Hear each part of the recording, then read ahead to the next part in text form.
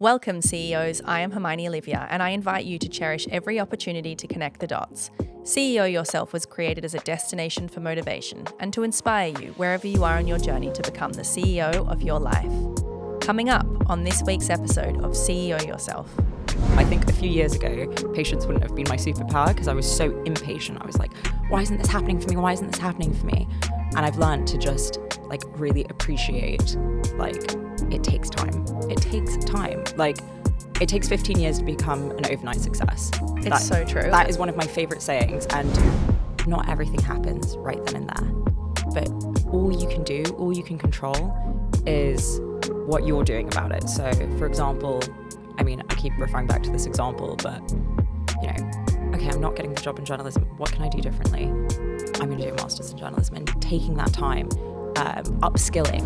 Nobody learns to play the, classical piano, in a day. It takes months, it takes years to get to that level. So why do we think that in our careers, we're going to jump from this to CEO of a company in a year? It's not going to happen. Natalie Salmon is editor at Hello Fashion magazine and founder of the Modems. In today's conversation, we explore her CEO superpower, patience. Natalie Salmon, my dear friend, welcome to CEO Yourself. Thanks for having me. This is exciting. It's such an honour to have you here and to explore your story, which I feel I've been a part of, cheerleading on the side. I know, it's so crazy how much has changed since when we first met. It's I feel like, obviously we're the same, but completely different lives. We've grown up so much in the past few years, and we've truly been each other's biggest supporters along the way. We have a group, and we've all really heroed each other in our career journeys and our personal life journeys. So it's really exciting to share it with our audience and to deep dive elements of it. Today, you are the editor of Hello Fashion and founder of the Modems. Tell us how you got to where you are today. So I guess I'll start at the boring beginning bits, but I did politics at university. I went to Southampton Uni, and essentially the first thing that happened after uni, I was like, I've got, a 2-1, nothing to write home about. In politics, woo, I'm going to be so employable. And I was not. The only job I could get was in recruitment, which I did for 3 months. I was the world's worst recruitment consultant, literally the world's worst. I lasted 3 months and I was like, oh my gosh, I don't care. This is not my life. It made me so depressed. And I remember just thinking no, this isn't what I worked so hard at school for and, sacrifice weekends for. This cannot be the rest of my life. And I want to do something. That honesty is why I wanted you here today, because you were so brutally honest about everything you go through. And I also worked in recruitment when I was at university, actually. So to all the young listeners out there, yes, please take note. It does not mean that your career is not going to work out. Yeah. We've all had some careers we're not proud of. Just pivot. So I remember, actually, this is a big part of the journey. I decided, I was like, okay, what do I want to do? What do I want to do? I'd studied politics and I thought, I really want to go into news, news presenting, journalism. Essentially, I was had this dream of being a political pundit, CNN broadcaster. I'm a Leo, so I was like, that's perfect. That's the perfect career for me. I get to be in TV, but still get to talk about my passion. I just didn't know how to get there. And I applied for a job actually at Condé Nast in sales. So commercials, selling the advertising papers, and I didn't get it. So I bombed in the interview and I must have been 21. This is, right after uni. And I remember just being devastated, oh my gosh, my journalism career is over, my magazine career is over. I didn't even understand at the time that there was a difference between the editorial commercial jobs. I just thought it's just working at magazines. So, when I didn't get that, I just thought, okay, what am I going to do? And at the same time, 2 of my best friends from university had got that job. So I just felt like a huge failure. A friend of a friend who recommended I do a master's in journalism. Don't give up, do a master's, because they had a friend who had done a master's at City University, which is this really well-regarded journalism program here in London. So I applied for the master's.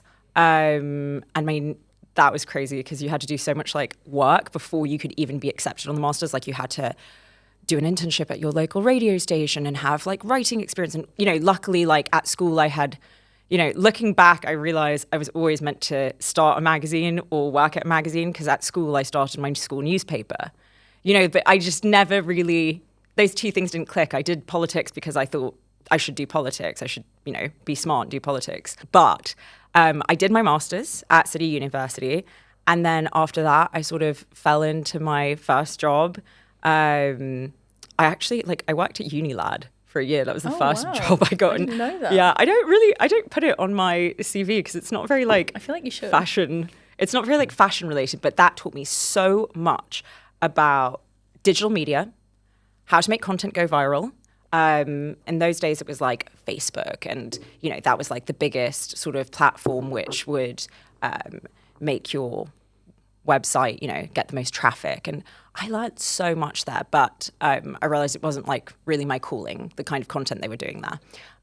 It's now rebranded to Lad Bible, I think. So anyways, I applied for a job at Evening Standard. And by this time, I was very well versed in social media. And I thought, God, I love this stuff. Like, I love tech. I love, you know, the way the industry is moving and the way journalism is moving, you know, into this space where, you know, no one really, and this is like 10 years ago, if you think about it. So like, no one really understood it. I did. I really liked it. And so when I saw this position for social media editor come up at Evening Standard magazine, I was like, I can do that.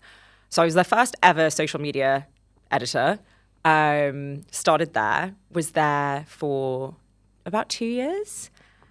And then I saw the opportunity come up at Harper's Bazaar, UK. They wanted a social media editor. And again, you know, I feel like there's a lot of people who, I'm definitely one of those people, like, if you'd asked me when I was 15, dream career, it was something in fashion. But like, I kind of just pressed that dream down. I was like, I don't have any family connections to the fashion industry. It's not even worth entertaining, you know? But yeah, so social media editor at Harper's Bazaar, and I was like, oh my gosh, that's, you know, the coolest magazine and so much history to it, and that would be incredible. And I got that job. And then I was there for another 2 years. And then my ex-husband was Swedish, wanted to move to Sweden. And I was really worried about this because I didn't know what I'd do in Sweden. I was really enjoying my job at Harper's Bazaar. But this is why, like, networking is so important. Somebody I was really close friends with, who was also the head of PR at Louboutin, told me, you know, they're launching a Vogue Scandinavia. And I was like, oh my gosh, no. They hadn't even announced it yet. But she knew because she knew the future editor-in-chief, who was Martina Bonnier, who was my boss. And she was like, if you want, I can put you in touch. And I met with Martina, showed her what I'd done. In the background, I started the Modems while I was at Harper's Bazaar, which was great because then I could show Martina, like, look, this is my work. This is what I've done with my website. These are all the freelance pieces I've done. I completely understand digital. And she just, you know, on the spot, we had this lunch meeting in Stockholm, and she said, you're hired, pretty much. And it was amazing. Obviously, I had to do rounds of interviews with Condé Nast headquarters, but we clicked, and I was very lucky. So the moment I landed in Sweden, I had a job. Before we go into how this keeps progressing into better and better titles and job opportunities, there's immediately like a misconception that there's an easy flow, because when you reflect, it seems that you went from a good job to a better job to an amazing dream job. But in actual fact, knowing you, there was so much hustle and work and effort that went in along the way, which is why you chose your CEO superpower, patience. Can you integrate that knowingness that I have for the audience into how those jobs connected, looking back? So I'd say patience was a really big part of the story. So, for example, the patience of, you know, doing the masters, going through with it for like a year, not giving up on that. The patience of, I think that's the thing, we're so used to the term manifesting, and you kind of just want it to happen the next day, and it never does. Mm-hmm. It never does. You know, when I was at Evening Standard magazine, I remember being frustrated that I wanted to write more. And then I was like, oh, but they're not letting me write. But of course, like, you know, you get to a job and you're not going to be the top person at that job straight away. They're going to, you know, you've got a lot of things to do before you can get to that level. I was so, like, cocky at the beginning of my career, like I can do this. And I remember when I got to digital editor at Vogue Scandinavia, I was like, I am so glad I had all that experience at Evening Standard and at Harper's Bazaar, because there is no way I'd know what I was doing now. No way, like, and I've realized, especially now, I think a few years ago, patience wouldn't have been my superpower because I was so impatient. I was like, why isn't this happening for me? Why isn't this happening for me?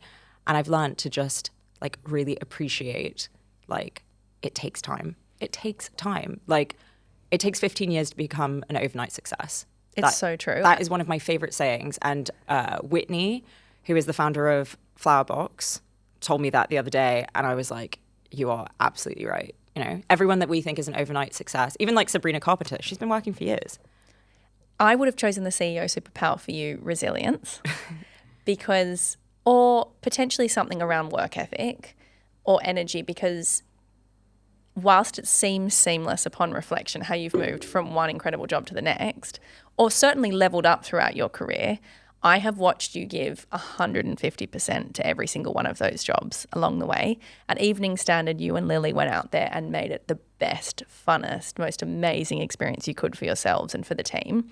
And that's why you were given the next opportunity and the next opportunity, because you made yourself noticed. And I think that that's part of what I want to share with the community listening around you and how I've so proudly watched your career evolve over the years. Because whilst it might seem that the Vogue door was just open to you, it was only because of the proof that you'd created. Yeah, you know what? I think that because I'm doing a job I really enjoy and I love it so much, I want to put my all into it. And also I feel very lucky to be here. I guess like everyone, you have that almost imposter syndrome, like, how did I get here? How did I get this job? I need to prove myself. And I think it's that constant, I need to prove myself. I need to be the best. Like, I can't let one thing go out if it's not, the vision. And that's for both. That's for, Hello Fashion now. If it's not, even just like social media. I mean, seriously, some of the team members must be like, she is so annoying. Because even it's like the tiniest little social media caption, I'm like, we should change it. This would be better. And I think it really reflects, everything you do. And I mean, I think a really big one was, at Harper's, I was social media editor, which was a big job, but I wanted to write more. I wanted that experience. And it wasn't easy to do that because, I mean, I had an amazing boss. She gave me lots of opportunities, but I wanted to do more. And I remember I was pitching to write a lot of tech stories and essentially like started my website just on the advice of a friend who was like, look, do this for yourself. And I was like, okay. And obviously the first story I wrote in the Modems didn't go anywhere. But after 6-7 months, I started getting asked to contribute to like tech publications. And I just, I really realized like, yeah, there is a lot of resilience. Patience is resilience, if you think about it. It's, you have to be really strong to be able to see what opportunities are out there, try to achieve them, but also have the patience to not get flustered if it doesn't come immediately. It's so true. So before I rudely interjected, you were talking about your job at Vogue Scandinavia, which came to a close for many reasons, which you can go into or not. But then tell us about how your career evolved from there. So Vogue Scandinavia, I mean, that was an amazing job and amazing for my career. Because, I went effectively from social media editor to digital editor. So it's a big jump. And effectively, my relationship ended. My ex-husband asked me for a divorce. And, it was one of those things, really sad. There was still a lot of respect for each other, but it wasn't working. And I was really homesick, really, really homesick. So the first 3 months after the divorce, I tried to commute. So, my boss, Martina, so the editor-in-chief of Vogue Scandinavia, she was amazing. She was like a second mom. I didn't have any family out there. My only friends were my work friends, really, who I'm still friends with now.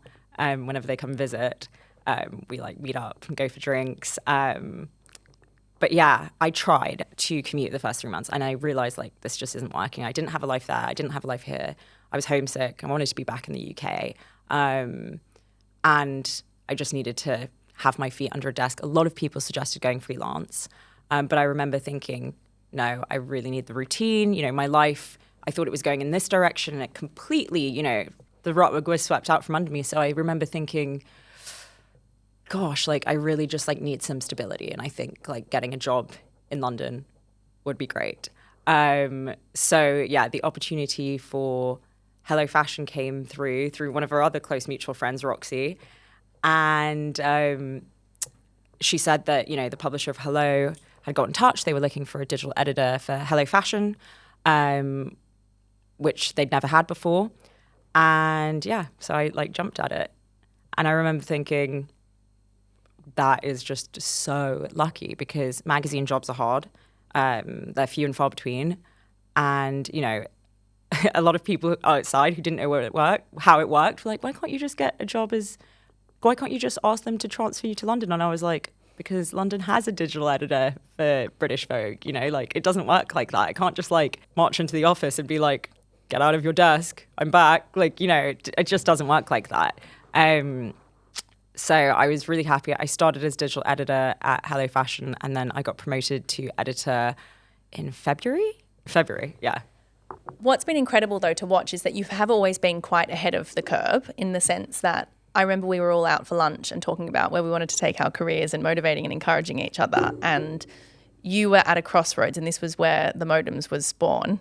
And you said, I just love tech, and I feel like there's so much tech coming through, but it's never presented in a cool way. And thus, the Modems was born because we were all encouraging you to take the leap into creating a platform which shared cool tech information, which is what you've done, and managed to carry on throughout marriage and divorce and moving countries and multiple jobs, senior jobs too.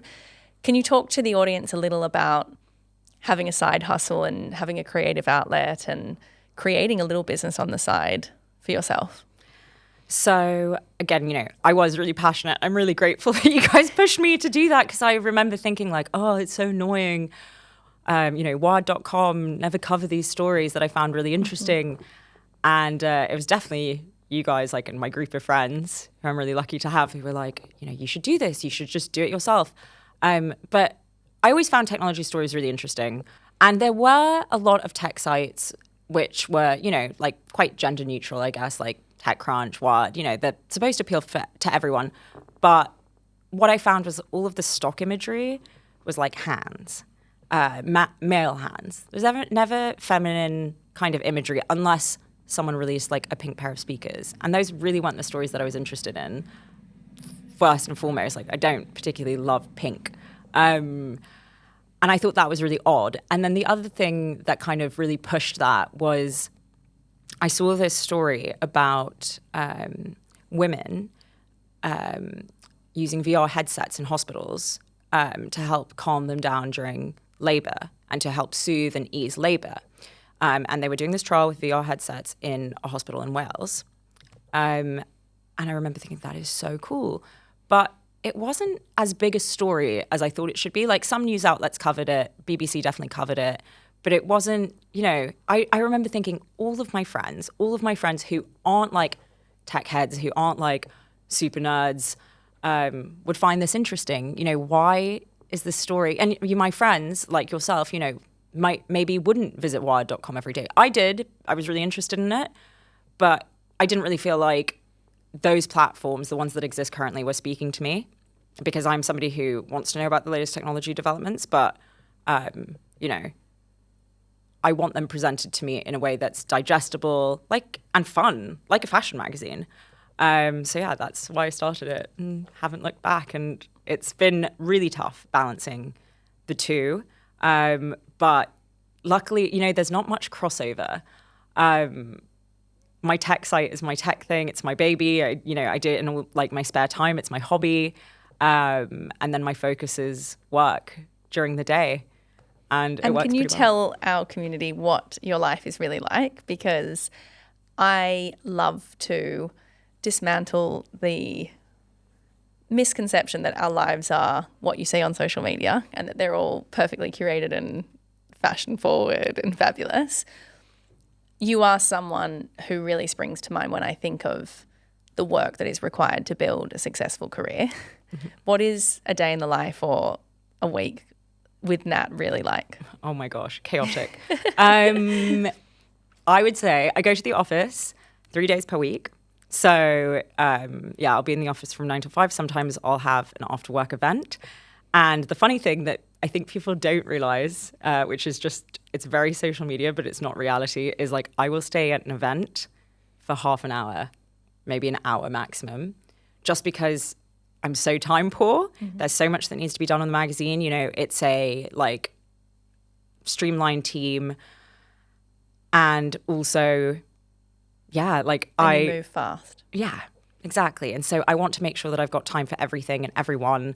And so like, you know, when I go to a work event, I don't even like, I'm going to sound so boring because I like love a drink on holiday, but like I'll try not to drink more than 1 or 2 drinks, like during the weekday. And this is after years of like covering party pages at Evening Standard magazine. I've realized like I was like a mouse in a cheese factory. I was like at every party I would go to the opening of a crisp packet and I was like uncontrollable. Like I was just like living my dream, like wannabe Carrie Bradshaw life. But like now my week looks very different. So yeah. No, because you work around the clock and you say you're at work from 9 till 5, but often I know you're there late. Yeah, I actually like I'm in the office sometimes in the office till like 9. And I'm on those days I'm normally like the last one there. But you know, there's work that needs to be done. And I think it's just I take such pride in what I put out there. And oftentimes I'm just like, I got diagnosed with ADHD like last year, end of last year. And so I need that hyper focus. So sometimes I'm in the office until really late. And it's not even because, I'm working and I want to like show off like, look at how hard I work. It's because I'm like, I can't get distracted. Like if I'm on a roll, I'm on a roll and I have to like keep going. Talk to us about your ADHD diagnosis because so many people are now being diagnosed. And I heard the other day that often for women we're diagnosed very late because we're very good at masking the symptoms. In actual fact, I heard that most women aren't diagnosed until their 30s. Yeah, it's really funny because I'm almost like embarrassed now because it's so trendy and it feels like everyone has to have a point of difference, you know, like, I have to say, you know, like neurodiverse. It's almost like this new trendy thing. And I actually remember saying that to Dr. Christos Dimitriou, who was the doctor that gave me my diagnosis, who I really recommend. And I was like, isn't this just a trend? Like, I might not really have this. Like, people just think I'm an attention seeker because there's nothing wrong with me, really. But I was finding it really hard to, like, manage everything. And I remember finding life always, like, a bit difficult. Like, how do some people have it together? And I never seem to be able to organize myself right. I'm always late. I'm always forgetting things. There's a lot more. But he just said, 20 years ago, people thought depression was a trend. And that people couldn't get depressed. They were just underdiagnosed. And he said, I think the same thing's happening now with ADHD, where it's just underdiagnosed. It's not a trend. There's awareness, which means more people are talking about it, but it's not because it's more common or less common. In the same way that, 20 years ago, there were people with depression, but they weren't being diagnosed with it. And now that people have that awareness, it's very common to be like, yes, I suffered with depression for X amount of years. So I found that interesting, and then I became a little bit more open-minded. But yeah, it took a long time to get diagnosed, and I was so grateful when I finally found out that was what it was, because the way I described it, I was either the happiest person in the room or the saddest person in the room. There was no in between, I either had to go home after 5 minutes, it felt terrible, or I was like the happiest, like wanted to talk to everyone, and and also when I was sad, I was extremely sad, like, bawling over like a sad film or a friend not calling me back. And that's just, not normal. And my sister, who I'm super close to, was like, that's not normal. And I remember thinking, I don't feel like, I never felt quite right. And when I was at school, I remember feeling smart, but always turning in my homework late, always forgetting my backpack at school. Just always daydreaming. And that's the thing. Women don't get diagnosed because when you think of ADHD or being hyperactive, you think of like boys in a classroom being disruptive, and girls aren't disruptive. If you have ADHD, you'll look out the window and daydream. You'll find it hard to focus, but it's because your mind is elsewhere. And I definitely had all of those. And anyways, I tried to go on the NHS. It was so hard. That waiting list, it would take you 2 years. And even, going private, which cost me an arm and a leg. I remember saying at the time to my therapist, I was like, this is too expensive. I can't do this. You know, I can't afford this. And she was like, well, you're going on holiday with your girlfriends and sounds like you can afford it. You're just not prioritizing where you spend your money. And I was like, she's right. And she said, this is the best money you'll ever spend on yourself. And it really was. How has your life changed since you've been diagnosed? I wouldn't have got the job. I would not have got the job I have now without having that diagnosis. No way. Wow. I wouldn't have felt able to cope with the pressure, and I wouldn't have felt able to tackle it if I hadn't had that diagnosis and the medication. I know that like there's a huge stigma around it, and there's some people who are really against it. A lot of people get diagnosed and won't ever want medication. But for me, I'm like, I would do anything. At that point, I would do anything to feel more in control of my life. Mm-hmm. So again, I really do think it's the best thing that's ever happened. And it's, you know, it's really serious. And, you know, I used to think like, oh, maybe I'm depressed, this, that, the other. It really affected my relationships. And now when I look back, I'm like, oh my gosh, all of this stuff makes sense. You know, all of this stuff makes sense. Like leaving kitchen cupboards open, eating the same food for a week in the row, like 1 week in a row because I didn't want to eat anything else, forgetting to eat all day, like just the most random stuff. I think like my TikTok algorithm is now like just all ADHD videos. It must have like, my phone must be listening to me. But that is inspiring for the listener out there who thinks that perhaps they may have ADHD or who can empathize with some of those experiences and to see what you've achieved, even as your friend, to know now that, you know, you've suffered in this way all these years. Like we always just thought you were busy and, you know, chaotic. When you run in with feathers flying, you know, like I definitely would not have actually diagnosed you because, as you said, your career just went from one strength to the next, seemingly. I always saw you putting in the work and showing up and doing your best, but I certainly didn't know how much more effort you were having to put into things to get to that place, if that makes sense. So it's so inspiring and so incredible of you to share so honestly what you've been through. Let's go back to your CEO superpower because that's what today's all about. Let's talk about patience. We all have to be patient, and it's really challenging for me in particular with, you know, a new venture.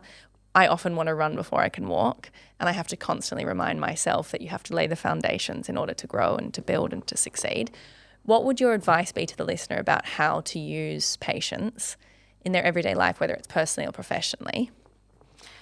I mean, one of my favorite sayings is "this too shall pass." So when it's really cheesy, but I really like it.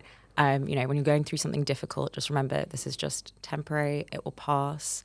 And to, like I said earlier during this conversation, not everything happens right then and there. But all you can do, all you can control is what you're doing about it. So, for example, I mean, I keep referring back to this example, but you know, okay, I'm not getting the job in journalism. What can I do differently? I'm going to do a master's in journalism and taking that time, upskilling. You know, I didn't know how to make a GIF. I had no idea. And I remember I went to a contact, I think it was, at Unilad. And I was like, do you know how to do this? I don't know how to do this. And literally asking them to come to my house, spend 3 hours with me. I think I paid them to teach me how to make this because I realized I needed it for my job. It's just like, really leveling up in your own way of, okay, I'm going to do these things to get to where I need to be. I might not be there tomorrow, but I will get there. You know, nobody learns to play the, you know, classical piano like in a day. It takes months, it takes years to get to that level. So why do we think that in our careers we're going to jump from this to CEO of a company in a year? It's not going to happen, you know? And often along the way, I think for so many of us, and we've talked about this in the past, you don't know where the journey's taking you. So often you can kind of stumble and fall. Like that job you didn't get at Condé Nast. It was such a blessing on reflection. When you look back, thank God you didn't get it because it would have taken you in the wrong direction. It would have taken me in completely the wrong direction. And also like my friends who did get those jobs, they love it. But I'm so much looking at my career now, I'm so happy with where I am. And had I actually got that first job, I would not be where I am now. No way. Yeah. Like, for the listener out there, if you're struggling on your career journey or if you're somewhere where you feel isn't quite right, so often as friends we've talked about stay in it, do the very best you can, make the most of it, because it always pays off, and it does always pay off. It always takes you right where you're meant to go. Yeah. Something that's been incredible to watch is how you see opportunities and then you jump right into them. You face the fear, you do it anyway. And you're so unafraid to share openly and outwardly that there's an opportunity, and you're going to go and get it. Because often I think a lot of us are afraid of rejection or failure, so we kind of hide it and keep it secret. But I feel like that's been one of your superpowers, because you're so vocal with where you want to go. Then the friend puts their hand up and says, well, I know someone here and I know someone there, and people rally around you to help you get where you want to go. What would your advice be to the listener about how to achieve their goals and to level up? I mean, thank you. Yeah, maybe I am like just insane, have no filter and just tell people way too much. I'm definitely an oversharer. But yeah, I do find that if you're vulnerable and if you tell people, hey, I'm struggling, you'll be surprised by like humanity. People want to help you. No one's judging you. I mean, some people are, but like I'm not friends with those people. But like your friends and people in your network, they probably won't judge you. They'll probably say, oh, you know, that's great. You know, I have an opportunity. I have a friend the other day who said, hey, I really want to get into publishing. She doesn't work in the fashion industry right now. And I was like, yeah, there's definitely somebody I could hook you up with.